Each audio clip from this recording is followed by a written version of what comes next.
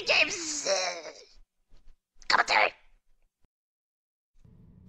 Hello, strategy gamers. You're watching a Supreme Commander 2 game, and it is a 3v3. And I haven't uploaded the game in quite a few days, so apologies for that. But hopefully, I'll at least manage to get a video once a day, maybe. Hopefully, I don't know.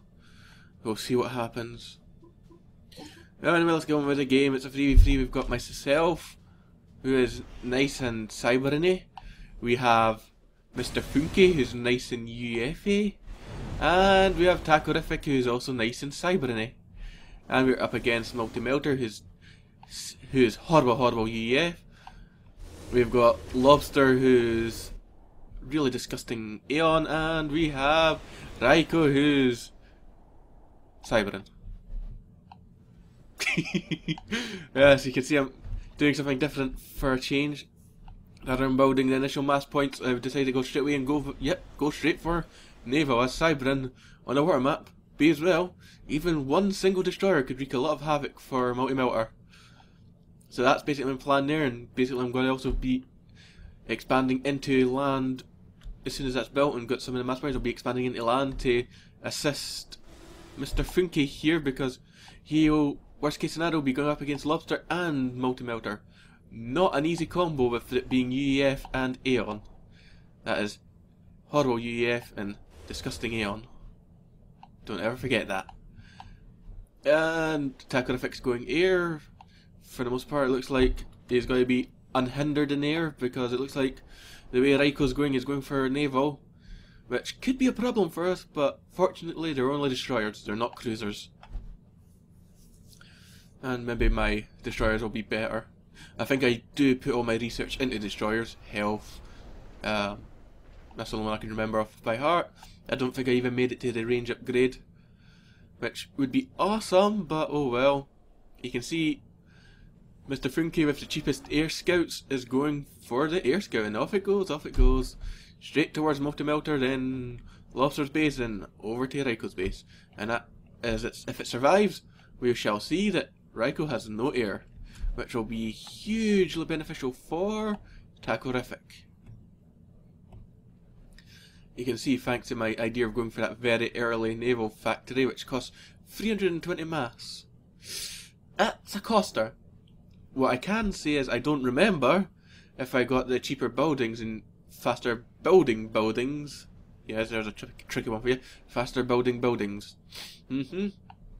Yeah, if I got that, I would have reduced the naval factory cost to about 280, I think. I'm not too sure. Pretty much around that area. It saves a lot of mass. It's worth it. It's always worth it. If you start Cyberin, always get the cheaper buildings and faster building buildings. They're fun researches. And you can see I've already got my com placed up there in the middle pass, slightly behind it because I didn't want to push my chances going further forward, which rightfully so, because there's a Lobster there with sniper bots. That would have ended badly for me if I pushed forward. As I say, as I'm walking towards them, and now I'm quickly moving back. Good for me. And here comes Mr. Funky. He's built a land factory back there to get some land units up, and he's pushing forward to build more. He's also got a radar and still an air scout. And here we go, there's Raiko getting the naval factories now, but I already have 2 destroyers and I'm already attacking Multi-Melter, so hopefully we have a slight advantage in that respect, but in terms of the land battle, we're at a massive disadvantage. I've still not even built a land factory yet. Hopefully that's it going to be built there. It's not just queued for the sake of queuing, which it is queued for the sake of queuing. Damn, I'm going to need to get some more mass somehow. And I've quickly gave up with that, repositioned my comm so those tanks don't slip past. Not that it'll help much, you could micro past my comm like it was nothing. Because we all know the comm has no accuracy to hit anything that zigzags. It's got a good fast projectile, but it still can miss every now and then. And you can see here, Raiko's building 3 naval factories before building any boats. A massive mistake, because what if Funky had went naval as well? You'd be screwed. If you built that first naval factory, you should have had that building boat straight away before you went on to your next naval factory. That's the way I see it. And a group scout here from Funky. Still building more interceptors, I don't know why. At least now he's definitely seen that no planes from Raiko, so that's not a problem. And you can see I've finally started to build a naval factory. I'm calling it a naval factory on land. A land factory, too even. There goes my engineer building one as well. And Mr. Funke's building a second one. And there, he's going to be 50-50 and land in there. Hopefully that'll work for us. But as there's no AA whatsoever on the map at all, except for 2 destroyers, yeah, going air is a good choice right now. If only I thought of this and went air myself. That would have been a nice combo. Fortunately, after getting the cheaper buildings, faster building buildings, I put all my research into destroyers. It probably explains why I never did manage to get the range upgrade, if I ever did. But right now on land I'm playing very defensively. On sea, playing very aggressively. I've killed three mass extractors. That's how long it took me to think of that name. And a power gen. And my boats are being attacked. Raiko's fleeing for now. I've not even noticed that, and I'm trying to target the mass point down there. If you can see him, see, it's just a move order. There we go. There we go. Targeting the mass point. Mass point must die. Hopefully I can kill it before Raiko turns back and kills me with his 3 boats coming. And Tacorific forcing lobsters to spam mobile AA, which will be benefiting us. And it allowed a lot of sniper bots there. That's a bit of a problem even for Mr. Funke. Sniper bots covered by tanks is a bad combo for us. Great combo if we're using it, but if it's against us, it's a bad combo. That's how it works. And you see I managed to get the mass point right there with multi-melter just as the last shot fired. Fortunately for me, but I almost lost my boat. Hopefully I can kill that boat before Raiko groups up the rest of them. And here comes Lobster. He cut the radar, but point defense there. Maybe that'll deter him. Although it looks like they're going to move up for me, but luckily I built in the perfect possible place on top of the cliff. No sniper bots. Never mind. I was completely wrong. I was completely wrong. Completely wrong. Oh well. You know, I was kind of hoping that Cliff would, you know, yep, they're direct fire weapons, they don't arc. They wouldn't be able to shoot over the top of that. I was so wrong. Fortunately I did not lose my comm, did get that shield up on that factory just in case. And thanks to Tacorific pushing them back with planes. Now they're just waiting for some mobile AA and then they'll move in once again. Hopefully I'll have some loyalists up. And then we'll make a fun day of killing all those sniper bots. You can see Multimelter's also getting interceptors up there. But yeah, they're gonna die very quickly because there's only 11 of them. And then you've got all of these interceptors, all 3 of them, 4, 5 of them, 6 of them. Well, they're multiplying. And you've got all these fighter bombers. Yeah. Looks like I'm getting pushed back in the naval fight. Crippled, full health. Ooh, not a good combo. But hopefully my research pays off. And that, you know, I have no training on these boats. I may have went for training instead of range upgrade. We'll never know. Because the replays never show it. You can see here I'm getting bombarded to hell. Time to start microing, and that means going in a small circle and ramming other boats. Oh well. Keep circling, keep circling, keep circling, keep circling, keep circling. I think he's getting away, I think he's getting away. Oh, he's gonna die, he's gonna die. He's dead. Oh yeah. Killed 2 boats, never lost one. That's how you micro naval. Small circles. It's all about small circles, and that point defense is paying for itself now. But it looks like Mr. Funke is getting pushed back by those sniper bots. Time to move in. While they're turning away, fleeing, and Multimelter is nowhere to be seen. As in he's idling. Die, sniper bots! Die! Roar! I only wish I had power detonate, so I could just throw that in Lobster's face. But here comes Mr. Funke with demolishes in tow, and hopefully my loyalists are doing great as a meat shield. They may not have power detonate, but they sure as hell are taking the fire. And that is what we need right now. Time to go for the sniper bots, go for sniper bots, go for sniper bots. Bigger threat. There we are. Oh, good strike there from Brackman. Oh, and there goes strike. Oh, and there goes the tanks.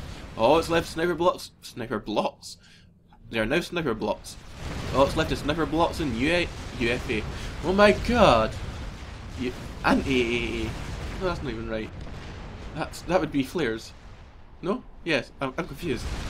Anyway, we're killing this factory. And we killed it. Time to kill some more factories. And maybe a comm. That comm's not going to stand a chance. So it's good for us. And Tacorific is killing this base over here. You can see there's nothing anyone can do about these planes at all. Nothing. Nothing at all. Nothing at all. And there's an edge here from Lobster. Where's that going? There goes Lobster's comm. I should have been paying attention to the battle. But we all knew that was going to happen because there's nothing else here. Just 2 factories and less than a handful of sniper blots. And so it's just Tacorific finishing off Multi-Melter, and then Multi-Melter charging in with his comm, trying to inflict as maximum damage as possible. He has got demolishers now, but it's all but too late. The odd demolisher marching in right now is not going to do an awful lot. And where's my boats? Well, here come my boats. Be as well dealing with that factory. Don't know why, but here they come. Looks like Tacorific still bombing the engineers and factories here. That 80 upgrade is not going to help you, Mr. Factory. You still died. And the engineer actually lived. That's a surprise. This factory sure as hell ain't living.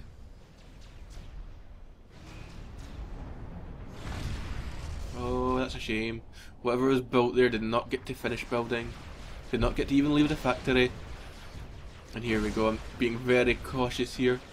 Making sure to kill the demolishers first. Because if they accumulate, then it's a big problem for me.